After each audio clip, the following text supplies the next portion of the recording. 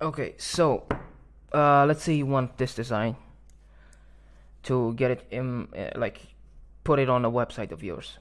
Uh, just simply go to share. No website. Where's the? I actually don't know. More embed. Okay, okay. So go to embed, and so you have two options, but about smart embed links is that they will work on some specific platforms and not on all of them. You can read more about. I guess you don't have to read this. They just work on. They work on including WordPress Medium. You either like manually test what it works, or you just stick with the first option, I guess. So this is the HTML code, right, for this design. You want to use it on your website, you simply copy the code, and let's say mywebsite.com, like a random website from actually simple website empty page. Why I don't know what I'm looking for. Yeah, so anyway, the way you do it, you just copy the text, right? You just copy this HTML code.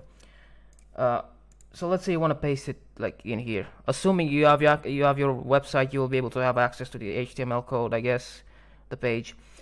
I'm not really on my website right now, so I'm just gonna use an example website and just press F12 and just right click at it as HTML and just paste the code so that it gets updated. Yeah, so I just copied and pasted the Canva code, right? Now let's update it. Like I just clicked on like some random stuff to just the HTML to update. So if you look right now, you'll see that you pretty much see the Canva design on your website, I guess, website. The good thing about it is that this is an embed, as far as I know, and yeah, it also says live.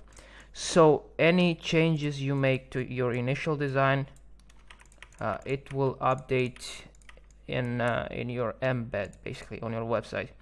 As I think it takes a few seconds to a minute or something.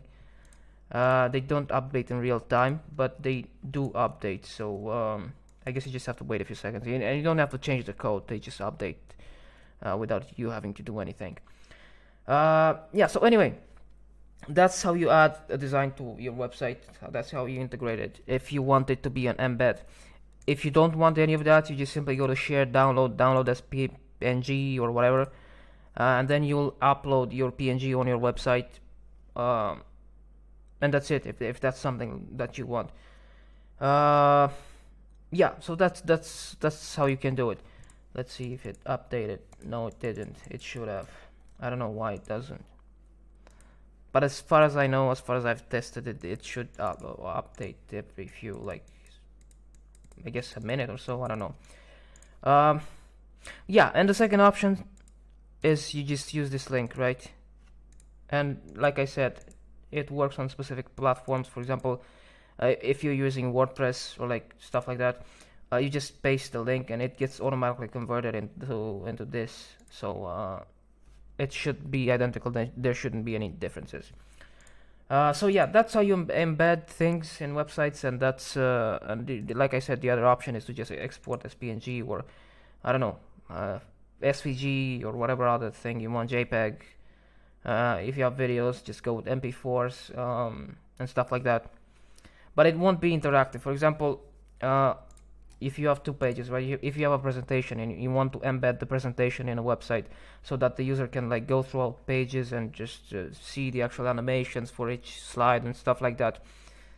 I mean, if you export as a PNG, that won't work. It's going to be static. So you're going to want to have like embedded the actual design like we did in this presentation, I guess, in this on this page. So yeah, but it's the same exact way. Just go to share, embed, yeah, more embed, and you just copy the thing, and that's it. Yeah, so that's it. That's how you embed and add designs to your website. There's two ways, like I said, depending on what you need and how you want it to be implemented.